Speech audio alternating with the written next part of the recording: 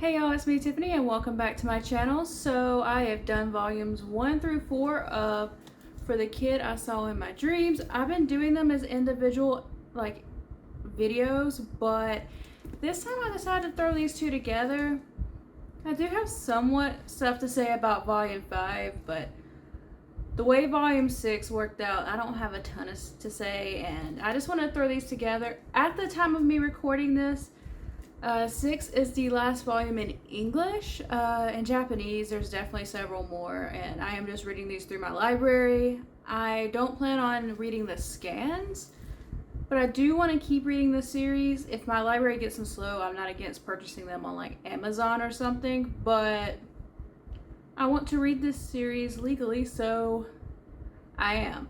As I've stated in other videos, I am going to not be afraid of spoilers, but I'm not going to try to ruin the entire thing for you, and I am definitely going to avoid volume 6 spoilers if you're just wanting to watch volume 5. So if you're here for volume 5, don't worry, I'm not going to say nothing about 6 till it's time for 6.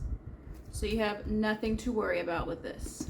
So let's go. Volume 5 starts off when the aftermath of Shinri and Ennad's hideout is found. Shinri goes back looking for Kazuto, and he's kind of at odds at Wakazono?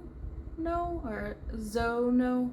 Zono, maybe. I apologize. He mishandled the information, so they're fighting about it. So the masked man ends up dead, and he is one of many murders that has the rat or the fireman's little calling card and signature.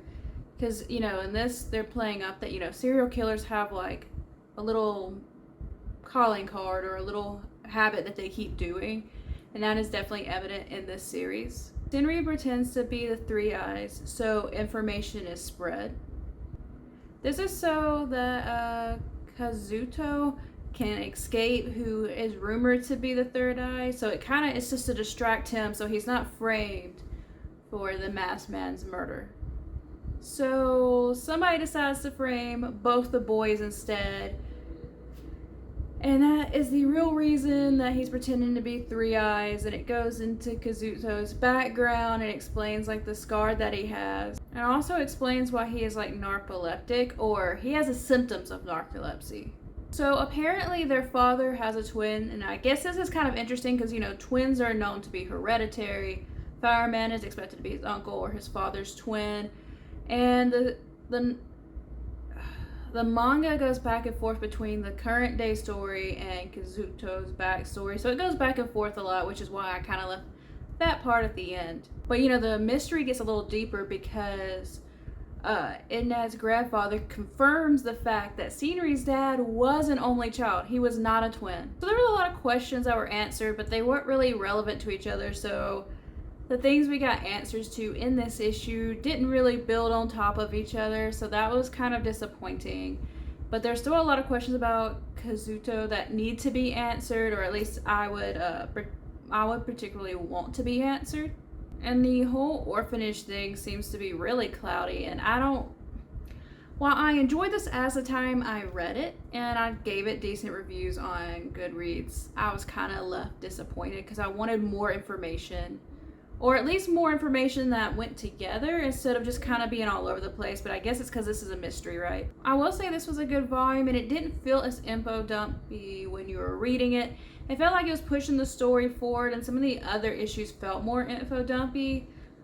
But I wish different questions would have been answered in this.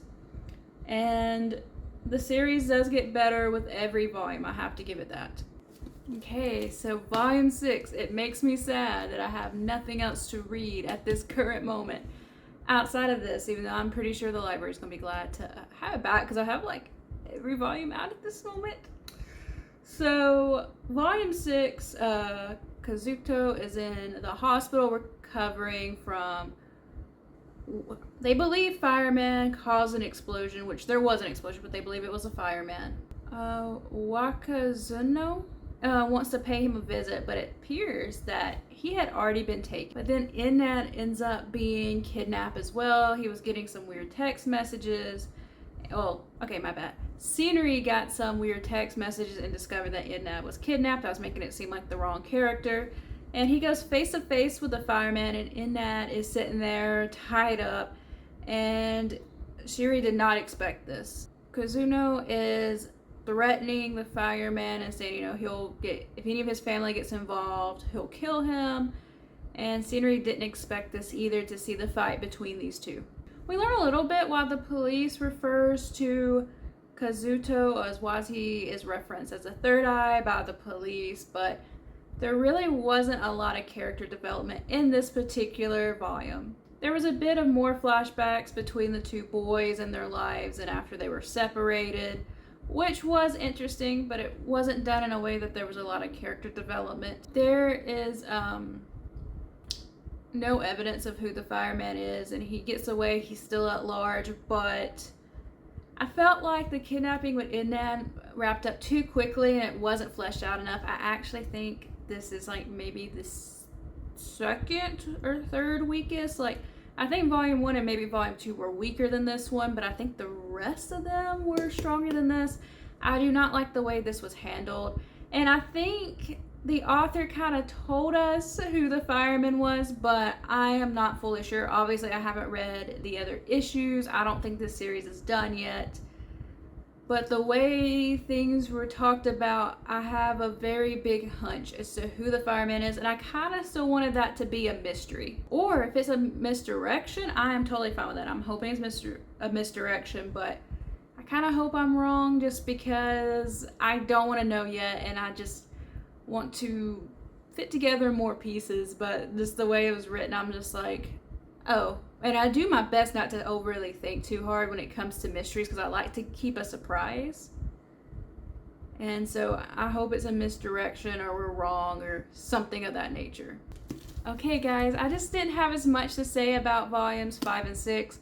I know volumes 1 through 4 videos were rather short, but I think at the time of me recording this is going to be a bit shorter. I'm not fully sure because it's not edited yet, but I just wanted to throw these two together. When 7 comes out in English, I do plan on making a video and talking about it. I don't know when that will be. Well, it's not 100% guarantee I do plan on it. So hopefully volume 7 does not disappoint at all. I enjoyed these a lot. The art stayed consistent, which isn't abnormal for manga, but I like to say that anyways, and I'm not bothered by the art style. I've seen some people not like it. I think I've mentioned this in a couple other volumes. I don't think it's the best, but I definitely think it is okay and it doesn't ruin the enjoyment for me. So guys, I hope you enjoy this, and if you've read the series, let's talk about it in the comment section below, and I'll see you later. Bye!